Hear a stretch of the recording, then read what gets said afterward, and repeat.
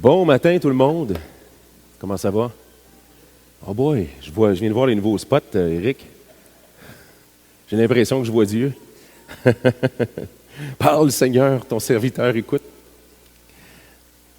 Ça me fait plaisir de vous voir cette semaine. On continue une série qu'on a commencée sur l'Épître aux Philippiens. Et puis, vous vous souvenez, il y a quelques semaines, on a fait une série spéciale sur la vision d'Ecclésia. La vision d'Ecclésia était très missionnaire, dans le sens qu'on considère qu'on doit travailler en collaboration avec le Saint-Esprit et non pas prendre l'initiative du Saint-Esprit puis dire « On a un super bon plan, Seigneur, pourrais-tu le bénir? » Dieu est à l'œuvre, Dieu est en train de travailler dans la vie des gens. Dieu veut sauver, c'est sa business à lui, on pourrait dire. Notre travail à nous, c'est d'être en ligne avec ce que Dieu est en train de faire puis d'avoir l'humilité de le chercher puis de savoir comment discerner qu'est-ce que Dieu est en train de faire. Dans cette vision-là, on a mis l'emphase sur le fait que cette vision-là, ça implique chacun d'entre nous.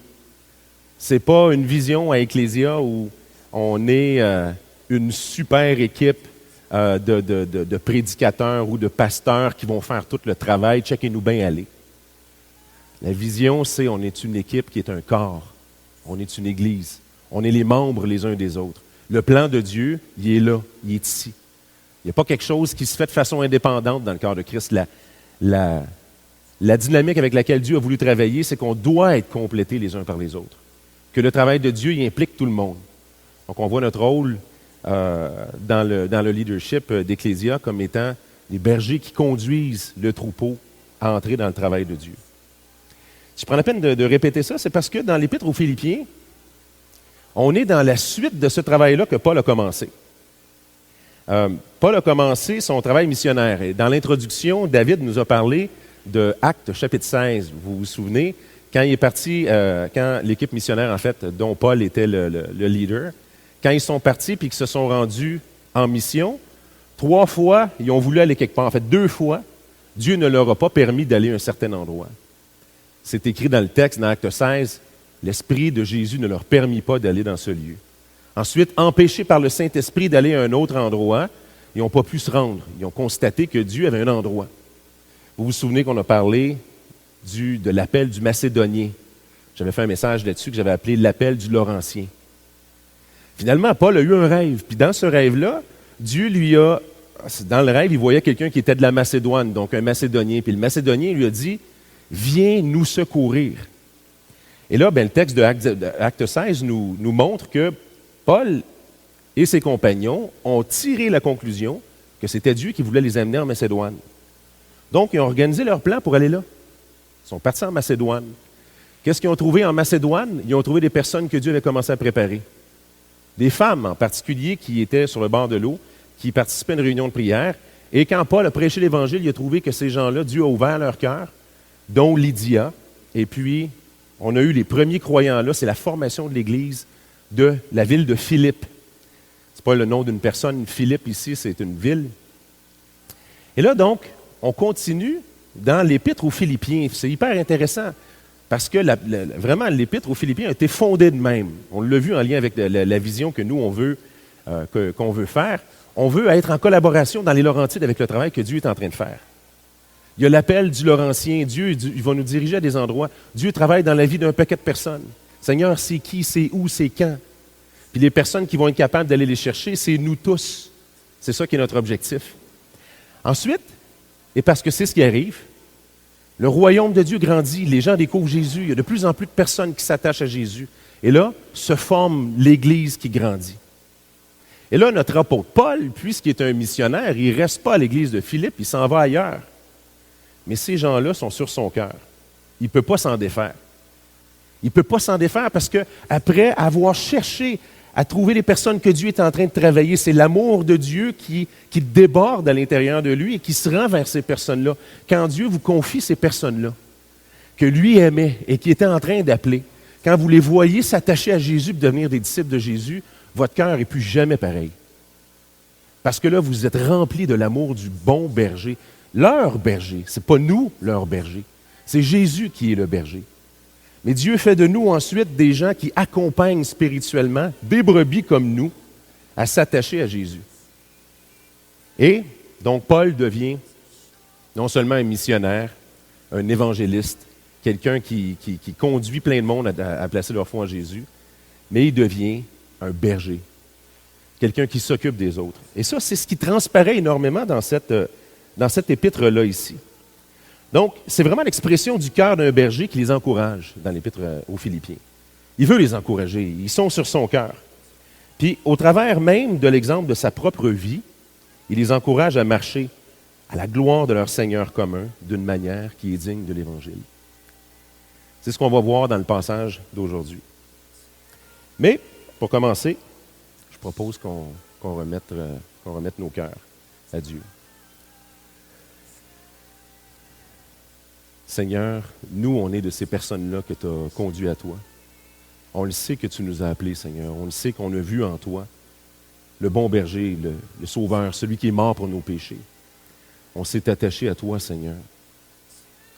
Aujourd'hui, on veut continuer de te demander de nous appeler, de faire résonner dans notre cœur l'appel du Laurentien, pour que tous ceux qui souffrent ici au travers des Laurentides, tous ceux qui souffrent surtout de ce vide existentiel-là qui est dans eux, qui ne trouvent pas le sens de la vie ou qui n'arrivent pas à comprendre c'est quoi les morceaux du casse-tête.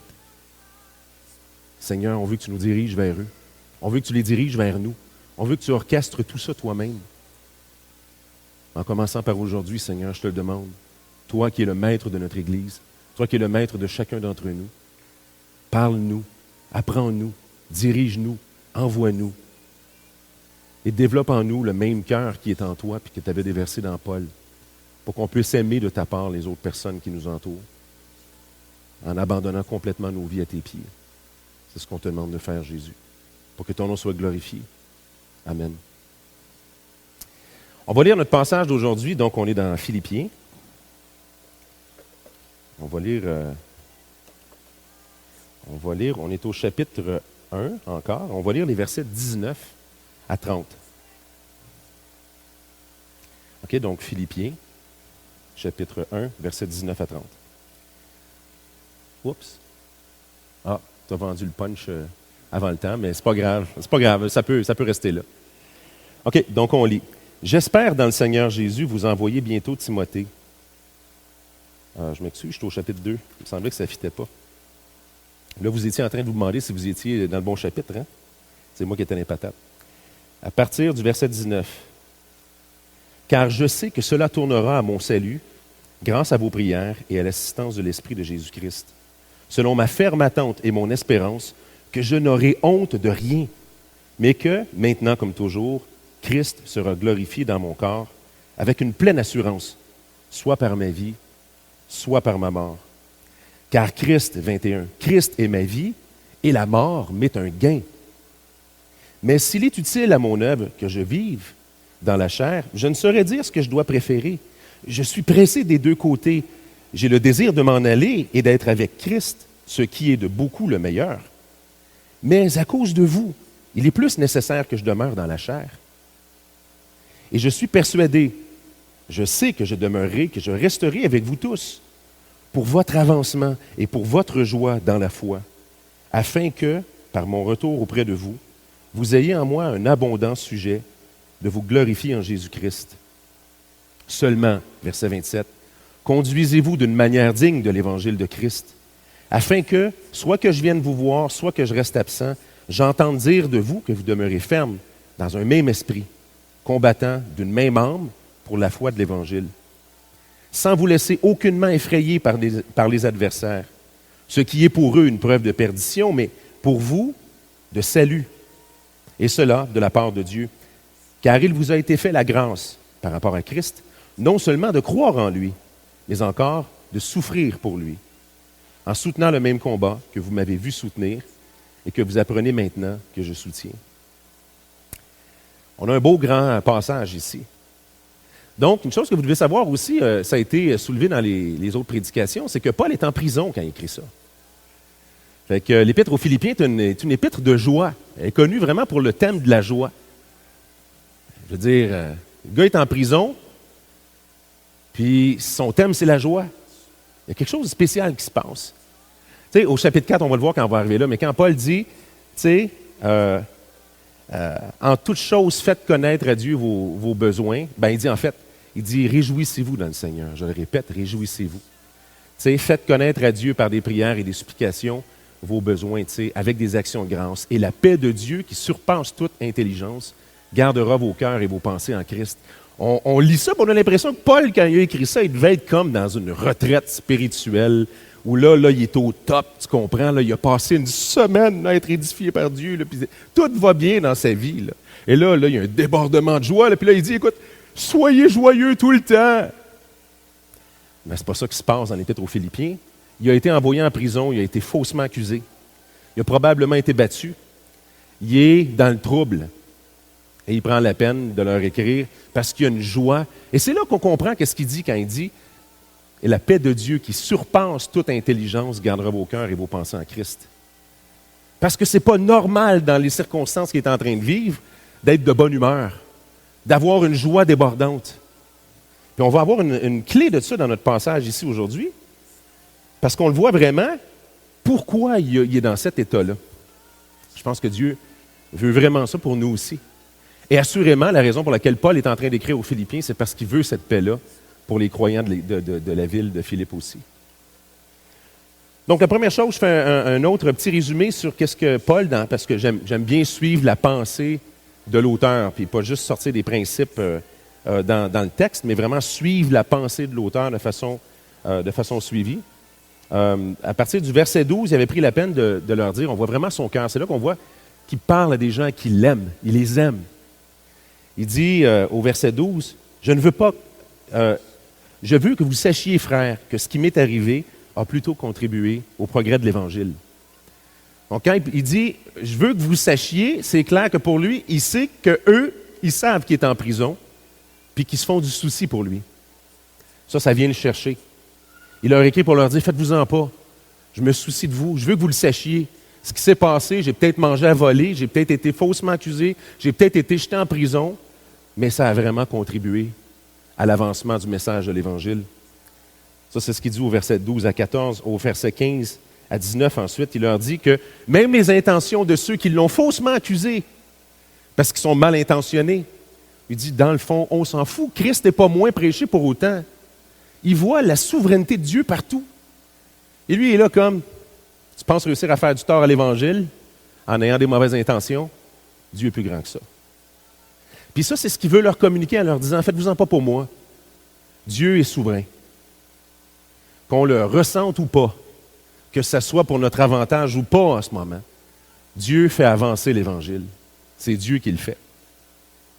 Et là donc, nous, on a commencé à lire à partir du verset 19. Et c'est ce qu'il est en train de continuer de leur dire.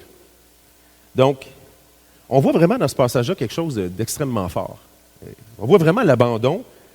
Moi, j'ai appelé ça la soumission joyeuse et complète de Paul au plan souverain de Dieu. Dieu a un plan souverain et Paul est complètement abandonné à ça. Mais non seulement Paul est abandonné au plan souverain de Dieu, mais il trouve toute sa joie là-dedans. Même si ça implique sa mort. Parce que c'est possible que ça culmine dans sa mort. Et vous l'avez vu dans le passage, on l'a lu, il est conscient de ça. Donc, comment vous réagiriez, vous autres, si on vous accuse faussement parce que vous parliez de l'Évangile, vous vouliez faire du bien aux gens, parce que vous avez donné votre vie pour qu'ils entendent parler de Jésus. Votre intention, elle est noble, vous voulez les aider, vous voulez les accompagner, on vous juge faussement, vous vous retrouvez en prison, puis vous pouvez faire face à la peine capitale.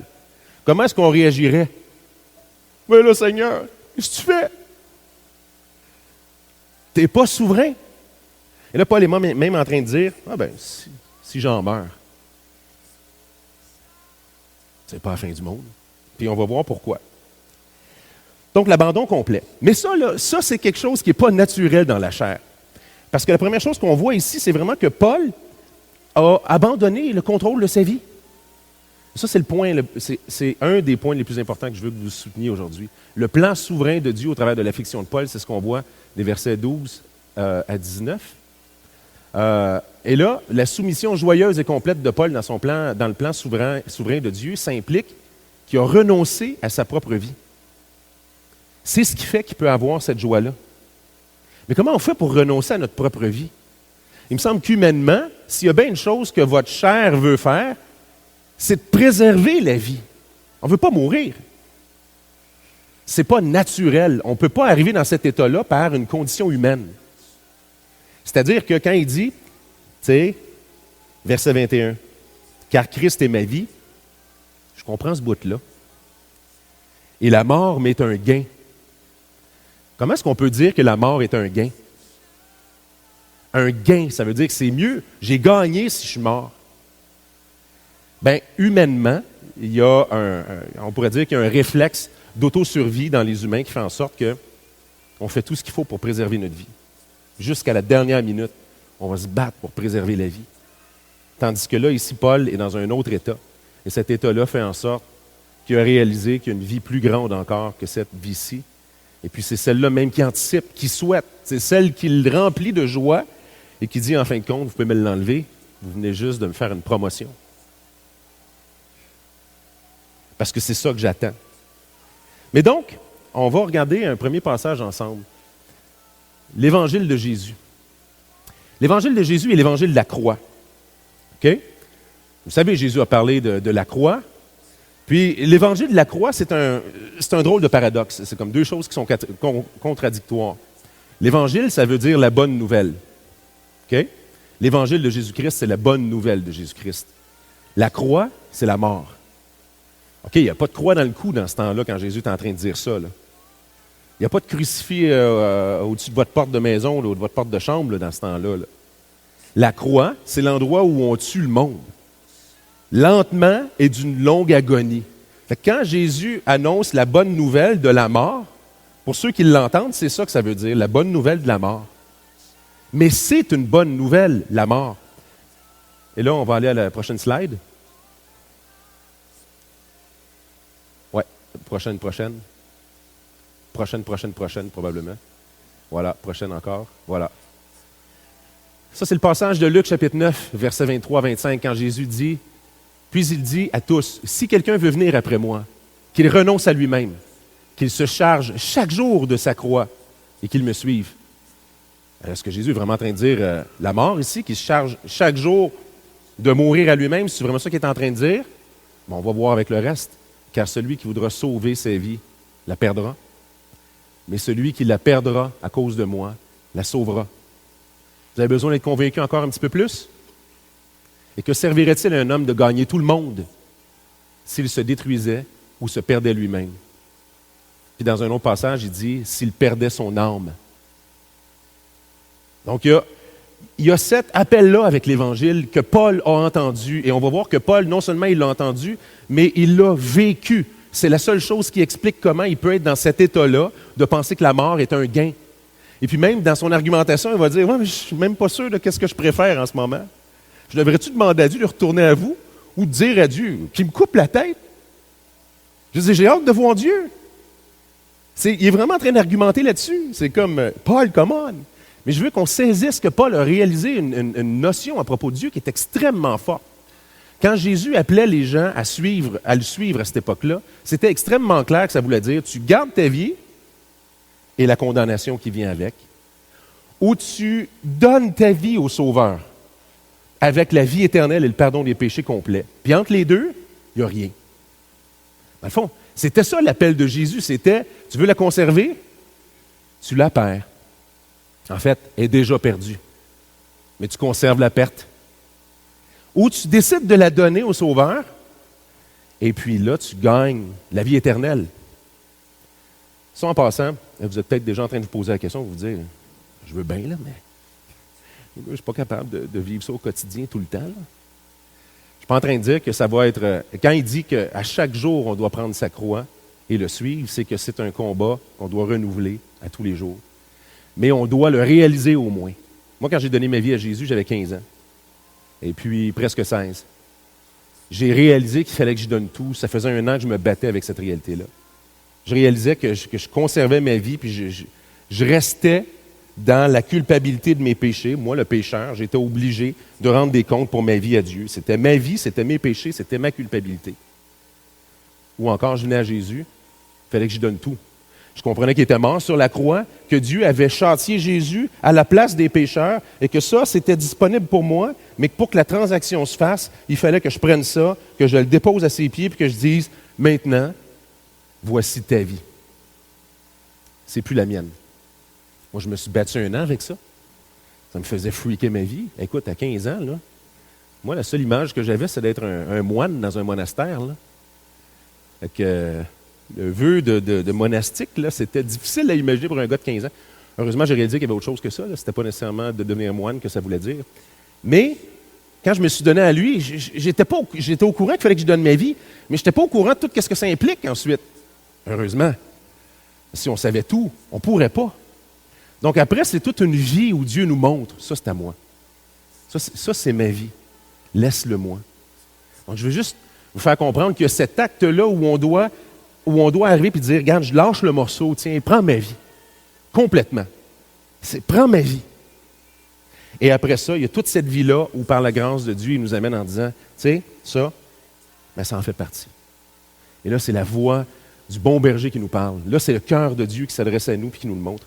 Mais là, ici, Paul l'a catché, ce que Jésus a dit, puis Paul l'a vécu. On va passer au prochain passage, dans Matthieu chapitre 13, verset 44. « Le royaume des cieux est encore semblable à un trésor caché dans un champ. Celui qui l'a trouvé, l'homme qui l'a trouvé le cache, et dans sa joie, il va vendre tout ce qu'il a et il achète le champ. » Il ne faut pas manquer le point de ce passage-là. Le point de ce passage-là, pour votre chair, c'est qu'il a vendu toute sa vie. Mais ce n'est pas ça le point que Jésus est en train d'amener. Non, c'est qu'il a tout vendu pour le trésor. Un terrain qui vaut 50 000 $, mettons, puis qu'on veut conserver de toutes nos forces. Puis il a trouvé dedans un trésor qui vaut 1 trilliard, ou 10, ou 1000, ou peu importe. L'idée, c'est que c'est incomparable. L'histoire là-dedans, c'est le trésor qu'on a trouvé. C'est ça la valeur. C'est un bon deal, ce passage-là. C'est pas un mauvais deal. Mais pour la chair, ça implique d'être arrivé dans un point où on dit, dans ma compréhension, en ce moment, je suis en train de tout perdre. En réalisant pas que je suis en train de tout trouver. Je suis en train de tout trouver. Ça, c'est ce que Paul a compris. Paul a compris l'Évangile que Jésus a prêché. Quand Paul a renoncé à sa propre vie, on voit plus loin dans l'Épître aux Philippiens, qu'il regarde tout ce qui était sa vie ensuite, puis il dit, je regarde ça comme si c'était de la boue maintenant, comme si c'était des vidanges. Ces choses-là qui étaient pour moi un sujet de gloire puis de gain, toutes ces choses-là sont devenues comme moi comme de la boîte comparée à la grandeur de la révélation de Dieu. C'est ça qui explique son état. Ensuite, on le voit dans son langage à Paul. On va voir que Paul dit, à la prochaine slide, dans l'Épître aux Galates, il y a de ces phrases-là que Paul fait qui sont malades. Paul, moi, c'est mon super-héros du Nouveau Testament, en passant. Je trippe tellement sur Paul, là. Il dit ici, j'ai été crucifié avec Christ. Vous le voyez, l'évangile de la croix. Hein? Ce que ça représente pour lui, c'est comme, moi, quand j'ai décidé que je lui appartenais, c'est comme si j'avais décidé que ma vie était finie, que je lui ai donné tout. J'ai été crucifié avec Christ. Mais il n'est pas mort. Il est revenu à la vie. C'est le retour à la vie que ça annonce. Aujourd'hui, et si je vis, ce n'est plus moi qui vis, c'est Christ qui vit en moi. Si je vis maintenant dans la chair, je vis dans la foi au Fils de Dieu, qui m'a aimé et qui s'est livré lui-même pour moi. Donc là, notre cœur déborde. Notre cœur déborde de gratitude. Notre cœur déborde. Alors qu'avant, quand on conservait notre vie, on conservait tous les tourments qui venaient avec. On voulait maintenir une chose pour laquelle Dieu ne nous a pas créés. Quand Dieu a créé les humains dans le Jardin d'Éden, ce n'était pas pour qu'ils soient à eux-mêmes, c'était pour qu'ils soient à Dieu. On a été créés pour Dieu. Et la grosse tragédie de la chute, c'est que les humains ont été sortis de la composante essentielle pour laquelle ils ont été créés. C'est comme une bougie d'allumage dans votre auto qui sert à faire partir le moteur. On a sorti la bougie d'allumage, puis la bougie pense qu'elle est un moteur. Elle n'est pas capable de produire rien. Des petits sparks qui n'amènent jamais nulle part puis qui n'amènent jamais le moteur à fonctionner. On se détruit, on n'est pas fait pour nous. Celui qui s'est donné à lui réalise qu'il vient d'être réincorporé dans la composante pour laquelle il a été créé. On a été créé par lui, on a été créé pour lui, pour l'aimer. On a été créé ensuite à mesure qu'il nous donne cette nouvelle vie-là, l'affection de Dieu fait en sorte qu'ensuite, il nous donne aux autres. Puis on trouve le plus grand plaisir à nous donner aux autres. C'est malade comme histoire. Et là, ça, c'est en opération dans la vie de Paul, puis on le comprend pourquoi j'ai été crucifié avec Christ. Si je vis aujourd'hui, ce n'est plus moi qui vis, c'est Christ qui vit en moi. Donc, il dit, je suis mort à moi-même, et puis, ma vie maintenant, c'est Jésus-Christ. C'est plus moi-même. Et c'est ce qu'il dit au verset 21 qu'on a lu ensemble, la première partie. Car Christ est ma vie. Christ est ma vie. Ensuite, il va finir en disant, et la mort m'est un gain. Donc, la mort maintenant, pour moi, c'est le moment où je vais finalement entrer dans la consommation complète de l'héritage que j'ai eu en vendant mon champ qui valait 50 000 $. Parce qu'en ce moment, je n'ai pas grand-chose de l'argent du trésor. Je le regarde, mon trésor, à tous les jours. Quand je lis ma Bible, je le regarde. Quand je marche avec Dieu, je le regarde, je le contemple, je le désire, je le souhaite. Je veux le faire profiter au maximum. Pas pour moi maintenant, parce que tout appartient à Dieu. Mais un jour, on va le voir. Je vais vivre dedans mon héritage. C'est ça qui se passe dans sa tête. Quand il est en train de dire, bien, quand je pense à cette dimension-là, finalement, j'ai hâte. Hein? Il me semble que c'est trippant. Donc, la mort m'est un gain. Et il dit au verset 20 aussi, je suis confiant que j'aurai honte de rien. Parce que réaliser que sa vie maintenant, elle a un seul objectif. S'il doit rester vivant en attendant son héritage, s'il doit rester vivant, la chose qui est souhaitable, c'est de s'assurer que sa vie soit utile et glorieuse pour Dieu. Il n'aura pas honte de l'avoir réappropriée pour lui-même, qu'il va avoir accepté de la donner complètement à Dieu. J'aurai honte de rien. Maintenant, c'est ça. La vie et la mort de Paul, maintenant, sont des moyens égaux pour que Dieu se glorifie.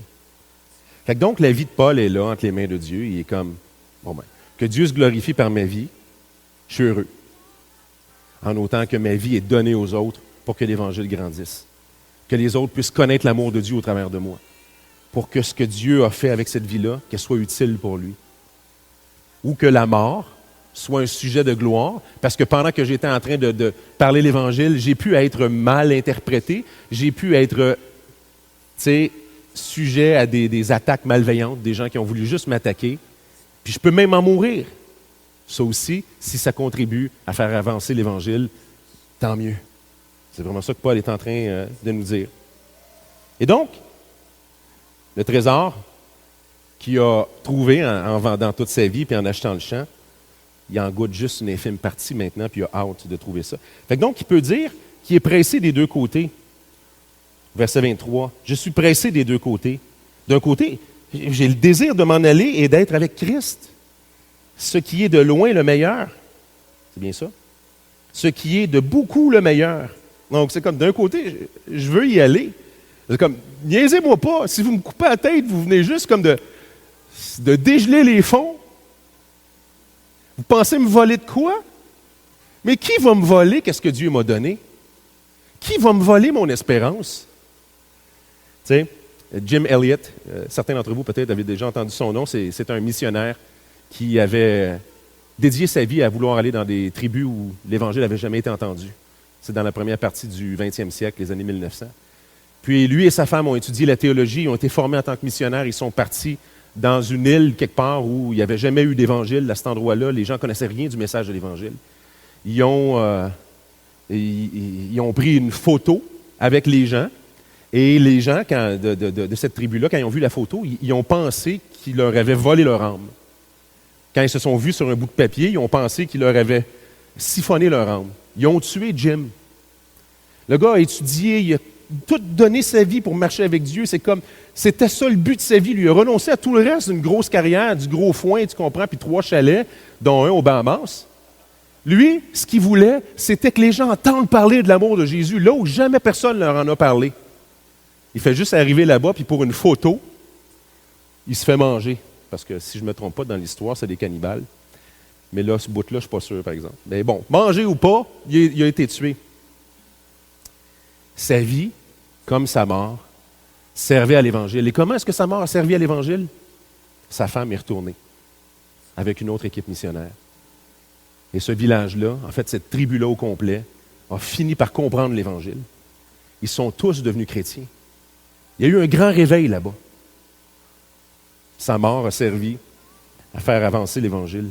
Il n'y avait rien dans le plan souverain de Dieu qui pouvait le ralentir, même pas sa mort. Et puis, Jim Elliot a dit quelque chose qui était fort, bien sûr, avant sa mort. Ce serait difficile de recueillir qu'est-ce qu'il a pu dire après. Il a dit, « Il n'est pas fou celui qui donne ce qu'il ne peut pas perdre pour gagner ce qu'il... attends. Il n'est pas fou celui qui donne ce qu'il ne peut pas garder pour trouver ce qu'il ne peut pas perdre. » Je vais le répéter. Il n'est pas fou celui qui donne ce qu'il ne peut pas garder pour trouver ce qu'il ne peut pas perdre. Il avait compris que de donner sa vie, puis de toute manière, on ne peut pas la conserver. Essayez aussi fort que vous pouvez. Je vais juste vous dire un scoop de même. Là. Mais il y a 120 ans en arrière, là, pour donner un chiffre qui est certain, là, il y a 120 ans en arrière, là, parmi tous les humains sur la Terre, là, il n'y en a pas un qui a survécu. Il n'y en a pas un qui a survécu. Ils sont tous morts. Essayez autant que vous voudriez, forcez des oreilles autant que vous voulez, vous ne réussirez pas à maintenir votre vie. On va la perdre. C'est une illusion de penser qu'on est en contrôle d'une vie qu'on ne peut pas garder. Il faut accepter de venir à lui pour donner ce qu'on ne peut pas garder, pour trouver ce qu'on ne peut pas perdre, la vie éternelle. Fait qu'ici, notre ami, il est pressé des deux côtés. Et là, je vais vous faire tourner dans la Bible parce que c'est un gros extrait. Je vais le lire vite, je n'aurai pas le temps de le commenter, mais vous allez trouver de toute manière que Paul, ce n'est pas juste la seule place dans l'Épître aux Philippiens où il développe ce genre de thème-là, que, écoute, le meilleur deal, c'est le trésor. Là. Mais je suis ici parce que je souhaite que Dieu s'en serve, mais le bon deal, c'est de l'autre côté. On va tourner dans 2 Corinthiens, chapitre 5. On va lire les versets 1 à 10.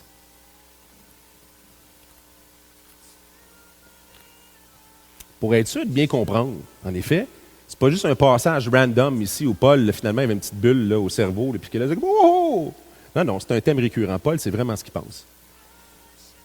On va le lire ici, 2 Corinthiens, chapitre 5, à partir du verset 1. « Nous savons en effet que si cette tente où nous habitons sur la terre est détruite, nous avons dans le ciel un édifice qui est l'ouvrage de Dieu, une demeure éternelle qui n'a pas été faite de main d'homme. » Donc, il compare deux réalités, un avec une tente, puis l'autre avec un édifice qui a été construit comme une demeure éternelle, puis qui n'est pas faite par des mains d'hommes. « Aussi, nous gémissons dans cette tente. » Donc, ici, on le réalise bien que c'est ici qu'on souffre. C'est ici que c'est dur. C'est une tente. Il y a plus à espérer. Nous gémissons dans cette tente, désirant revêtir notre domicile céleste, si du moins nous sommes trouvés vêtus et non nus. Ça, je veux juste le dire parce que c'est ces passages qui peuvent donner l'impression de ne pas bien comprendre. Ici, dans son analogie, il est en train de parler d'être vêtu, ça veut dire être trouvé vivant. Puis être nu, c'est avoir été trouvé vidé de notre vie. Parce que Paul, un petit peu plus loin, au verset 4, il dit « Mais nous ne désirons pas nous dépouiller, mais nous revêtir afin que ce qui est mortel soit englouti dans la vie. » C'est ce qu'il a défini dans 1 Corinthiens chapitre 15, il a expliqué comme il faut toute cette notion-là, en particulier de l'enlèvement puis de la résurrection des corps. Donc, ce qu'il est en train de dire, c'est puisqu'on attend l'enlèvement, puisqu'on attend que Dieu vienne chercher son Église, on espère encore plus que de mourir pour atteindre Dieu, on espère le moment où il va venir nous chercher, où on ne sera pas trouvé, amené dans sa présence par la mort, on va avoir été trouvé par la transformation où Dieu va nous prendre avec lui. Donc, c'est ce qu'il est en train de dire. Car tandis que nous sommes, verset 4, car tandis que nous sommes dans cette tente, nous gémissons accablés, parce que nous voulons non pas nous dépouiller, mais nous revêtir, afin que ce qui est mortel soit englouti par la vie. Et celui qui nous a formés pour cela, c'est Dieu, qui nous a donné les arts de l'esprit. Ça, c'est ce qui vient en dedans de nous et qui nous pousse à s'attacher à lui. Les arts de l'esprit, c'est comme une prémisse, c'est comme un premier fruit, c'est comme un premier goût, ou l'odeur qui annonce le bon souper. On ne l'a pas goûté encore, on le sent, ça s'en vient, ça sent bon. Tu sais, quand tu as faim, là, puis que là, il y a un bon roast beef qui est en train de cuire, d'un petit bonhomme, tu sais, il se promène de même, puis il suit l'odeur, là, tu sais. Un petit peu ça, les arts de l'esprit. Nous sommes donc, verset 6, nous sommes donc toujours pleins de confiance. Nous savons qu'en demeurant dans ce corps, nous demeurons loin du Seigneur. Car nous marchons par la foi et non par la vue. On ne le voit pas encore. On l'anticipe parce qu'on a goûté par les arts de l'esprit à la réalité de la vie éternelle, mais on ne l'a pas encore vu. C'est juste un préambule. Verset 8. Nous sommes pleins de confiance et nous aimons mieux quitter ce corps et demeurer auprès du Seigneur. C'est pour cela aussi que nous nous efforçons de lui être agréables. Soit que nous demeurions dans ce corps, soit que nous le quittions. Vous voyez, c'est le même thème qui est en train de reprendre avec les Philippiens ici. J'aurai honte de rien. Et la clé est ici par rapport à avoir honte. Car nous devons tous comparaître devant le tribunal de Christ, afin que chacun reçoive selon le bien ou le mal qu'il aura fait dans son corps. Le tribunal de Christ et le tribunal du grand trône blanc sont deux choses distinctes. Dans le tribunal de Christ, il n'y a que des croyants qui sont nés de Dieu. Il n'y a que des croyants qui ont été pleinement pardonnés. Ce qui est, on pourrait dire, j'ai juste un mot en anglais, là, at stake, la chose, comment? En enjeu, ouais. L'enjeu au tribunal de Christ, c'est de rendre des comptes selon l'administration d'une vie qu'il nous avait donnée pour sa gloire. L'enjeu de ça, c'est une quantité de récompenses que certains vont avoir, puis une quantité moindre de récompenses que d'autres vont avoir. Mais la vie éternelle n'est jamais une récompense, la vie éternelle est toujours une grâce. Donc, devant le tribunal de Christ, chacun reçoit selon le bien ou le mal, c'est chacun reçoit selon l'administration de sa vie en tant que né de nouveau, et c'est les récompenses que certains vont avoir, puis certains vont moins avoir. Devant le tribunal du grand trône blanc, il n'y a pas personne de né de nouveau. Tous ceux qui se présentent devant le tribunal du grand trône blanc dans Apocalypse chapitre 20 sont des gens qui ont refusé le don de la grâce de Dieu et qui sont trouvés coupables à cause de leurs fautes. Ils sont aussi jugés selon leur mal, selon le bien ou le mal qu'ils vont avoir fait étant dans leur corps, non pas pour avoir la vie éternelle ou pas la vie éternelle, mais en fonction du degré de punition qu'ils vont avoir. C'est complètement différent. Donc ici, quand Paul est en train d'en parler, c'est d'une chose positive qu'il parle, c'est de ce qui l'attend en tant qu'administrateur d'une vie qui appartient à Dieu. On va comparaître devant lui. J'aurai honte de rien. Je veux qu'à ce moment-là, la gloire de Dieu éclate à son maximum. Mais donc, on comprend que Paul est dans une situation qui ne dépend absolument pas des circonstances. D'accord? Paul a été jugé faussement. Paul a été accusé de choses qui ne sont pas vraies. Il est en prison. Il a sûrement mangé à voler encore. Et puis, il dit, « Réjouissez-vous toujours dans le Seigneur. La paix de Dieu qui surpasse toute intelligence garde son cœur et ses pensées en Jésus-Christ. » Ça me fait penser au prochain passage qu'on va regarder ensemble dans Psaume 118, versets 6 et 7. « L'Éternel est pour moi. Je ne craindrai rien. Que peuvent me faire des hommes? L'Éternel est mon secours. Je me réjouis à la vue de mes ennemis. » Je me réjouis à la vie de mes ennemis. Mais que peuvent me faire des hommes? C'est intéressant. Ils vont faire quoi? Encore une fois, me couper la tête? Merci! Je viens de débloquer mes fonds, comme je viens de dire. Ou encore, finalement, ils vont me laisser ici, ça va avoir contribué au progrès de l'Évangile, comme il dit. On ne s'en sortira pas d'un bout à l'autre, c'est Dieu qui gagne. Donc, je vous ai fait une phrase, j'aime des fois faire une phrase, c'est plus précis qu'essayer de vous le résumer. La prochaine phrase, la prochaine slide.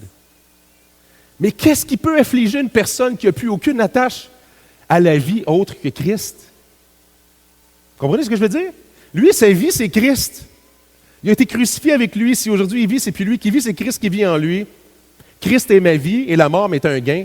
Comment tu peux écœurer quelqu'un qui a même renoncé à conserver sa propre vie? Non, mais c'est pas une immunité, ça veut dire que le gars est anti-balle. Tu sais, on va le mitrailler, il y a une ceinture anti-balle. Mais je dirais qu'il y a peut-être encore une chose qui peut l'affliger. Prochaine slide. Il y a pourtant une chose qui puisse le troubler, c'est que ses enfants dans la foi ne marchent pas d'une manière digne de l'Évangile. Et là, on revient sur l'intention du berger qui écrit à la ville de Philippe. C'est ses enfants dans la foi. Il les a vus s'attacher à Jésus. Il est devenu, lui, celui que Dieu a donné à eux. Il les aime comme une mère aime ses enfants. Il veut les voir marcher avec Dieu. Ça, c'est la chose qui le hante. Il dit dans 2 Corinthiens chapitre 11, où il mentionne toutes les choses qui a été laissé pour mort, qui a été en péril de la part des brigands, en péril de la part des Grecs, en péril de la part des païens. C'est comme il a fait des naufrages. C'est comme il est dans la marde tout le temps. Tout le temps. Il a été exposé à la nudité, à la faim, à tout. Il a manqué de tout, Paul. Puis il rajoute dans cette liste-là, après ça, sans compter, tous les soucis qui me sont infligés à cause des églises. Ce n'est pas à cause des églises, mais c'est à cause de son cœur qui souffre parce qu'il veut les voir marcher avec Dieu. C'est ça qui le pousse à écrire. Quand il leur parle de son attachement à Dieu, qu'est-ce qu'on vient de voir là? C'est qu'il veut que ça devienne leur réalité. Il veut que ça devienne leur réalité. Vivez selon cet exemple-là. Ça, c'est les versets 18 à 21, on va les relire. Et tout cela vient de Dieu. Non, je suis encore dans 2 Corinthiens 5, désolé. Je suis mêlé dans mes passages aujourd'hui. Hein? Dans Philippiens chapitre 2, versets 27 à 30. Seulement, conduisez-vous d'une manière digne de l'Évangile de Jésus-Christ. Une manière digne. Conduisez-vous comme des gens qui avaient accepté de vous livrer corps et âme à lui. Aimez-le. Enfin, c'est un peu ça. Aimez-le. Attachez-vous à lui. Attachez-vous à lui. Seulement, vous voyez le seulement, c'est un mot qui est significatif par rapport à ça. Tu sais, je veux que vous sachiez, verset 12, mon cœur est là. Seulement, rendez ma joie parfaite. Conduisez-vous d'une manière digne de l'Évangile, afin que soit que je vienne, soit que je reste absent, parce que je me soucie de vous. Que j'entende au moins dire de vous que vous demeurez ferme dans un même esprit, l'unité dans l'Église, combattant d'une même âme. Vraiment l'unité dans la mission, l'unité dans l'affection pour Jésus, pour la foi de l'Évangile, sans vous laisser aucunement effrayer par les adversaires. Parce qu'eux, ils avaient pu être découragés par le fait qu'ils voient ses adversaires. On pourrait dire l'emporter sur lui. Il leur écrit en leur disant, voyez, ça a contribué au progrès de l'Évangile. Laissez-vous pas décourager parce que vous avez vu qu'il m'est arrivé. Acceptez que Dieu est souverain là-dedans, puis que ça se peut que vous ayez besoin de passer par là, sans vous laisser aucunement effrayer par les adversaires, ce qui est pour eux une preuve de perdition, mais pour vous, de salut. Verset 29. Et cela de la part de Dieu. Car il nous a été fait la grâce par rapport à Christ. Non seulement de croire en lui, c'est une grâce, mais encore de souffrir pour lui. La grâce de souffrir pour lui est exprimée dans qu'est-ce qu'on a vu qu'il leur a dit. Et puis ensuite, il termine en leur disant, en soutenant le même combat que vous avez vu soutenir et que vous apprenez maintenant que je soutiens. Donc, soyez encouragés par ma situation, Paul leur dit. Ça contribue au progrès de l'Évangile entre les mains d'un Dieu qui est souverain. Soyez encouragés en acceptant que vivre dignement de l'Évangile peut amener aussi à ce que ce soit difficile pour vous. Mais si vous vivez la mort, l'Évangile de la croix, tout va être un sujet de gloire et de joie pour vous. Et puis maintenant, je vais terminer en conclusion en vous parlant vraiment de cette vision-là. Moi, ça m'interpelle dans mon cœur de berger. La mission dont on a parlé, Paul qui s'en va, et puis qui collabore avec le Saint-Esprit. Les gens découvrent Jésus. On a des groupes de discussion dans l'Église de plus en plus nombreux, de personnes qui sont dans un processus de découvrir Jésus, de s'attacher à lui, dont des personnes qui sont ici, qui sont dans notre groupe de discussion à nous. Je vous salue en arrière. Et puis ça nous amène une paix incroyable de voir les gens découvrir Jésus, s'attacher à lui. Ensuite, je veux vous lancer le défi encore et vous dire, s'il vous plaît, priez pour ça. Ensuite, il arrivera peut-être un temps de votre vie où ça va être le temps de relever le défi, vous aussi. De vous mettre à la disponibilité de Dieu pour qu'il vous conduise vers les personnes qui ont cette soif-là, qui cherchent en ce moment, mais qui ne trouvent pas de réponse. Quand vous allez trouver ces personnes-là, vous allez être comme Paul qui a été dirigé. On va se trouver dans une situation où notre affection grandit pour Jésus à mesure que ceux qui sont avec nous grandissent en découvrant Jésus. Ça nous nourrit. Moi, je vous le dis que dans tout ce que je fais dans la vie, là, il n'y a rien qui me nourrit comme ça. Rien. C'est le même depuis longtemps, Nick, ma femme pourrait vous le dire. J'en fais plein d'affaires. Certains, vous m'avez vu à la télé à l'heure de la bonne nouvelle. C'est une chose que j'aime bien faire. C'est pas proche du buzz que ça me fait d'être avec des gens qui sont en train de découvrir Jésus. Tu sais, que ce soit d'être sur le stage ici ou ou de faire des formations ou peu importe ce qu'on est en train de faire à différents endroits, il y a un buzz spirituel qui vient dans le fait de voir Dieu être en train d'agir. On s'attache à ces gens-là. Et quand on s'attache, c'est l'amour de Dieu qui est en train de passer pour se rendre vers ces personnes-là. Et ça, c'est ce que Dieu veut faire au travers de chacun d'entre nous. Puis, je sais qu'on partage dans l'équipe pastorale cette vision-là.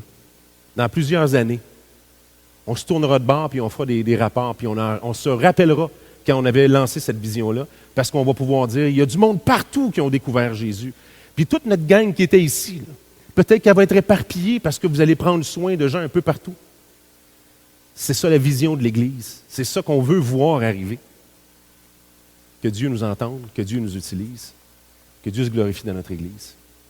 Amen. Est-ce qu'on prie en terminant? Veux-tu prier, David? Je viens prier avec toi. Merci, JF. Bienvenue. Oui, Seigneur, ces vérités-là qui peuvent tellement sembler quelque chose souvent de subjectif, Seigneur, qu'on n'expérimente pas. On te prie, Seigneur, que nous fassions partie vraiment de ceux et celles qui ont le privilège de le vivre comme l'apôtre Paul a eu le privilège de le vivre. Parce que tu t'es révélé à lui, parce qu'il te cherchait, Seigneur. Et Seigneur Dieu, on te demande vraiment, dans ta grâce, de venir bâtir cette compréhension-là en nous. Que nos vies ne s'appartiennent pas, mais t'appartiennent. On n'est pas perdant, on est gagnant.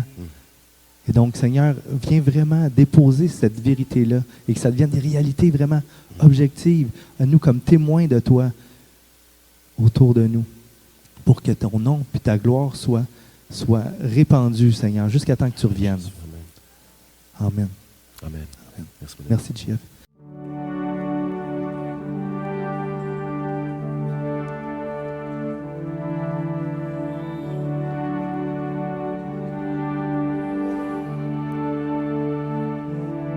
J'étais fort, mais en un instant j'ai été brisé.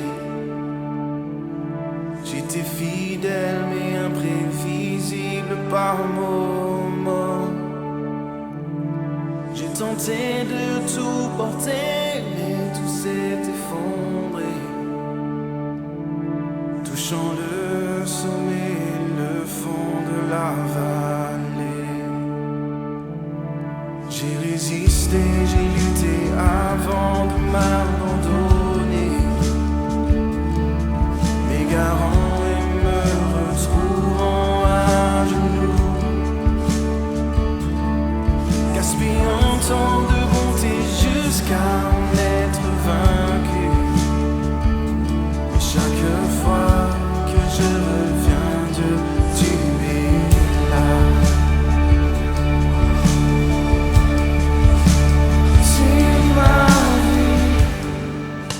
Avant que je naisse, m'acceptant par ta vie.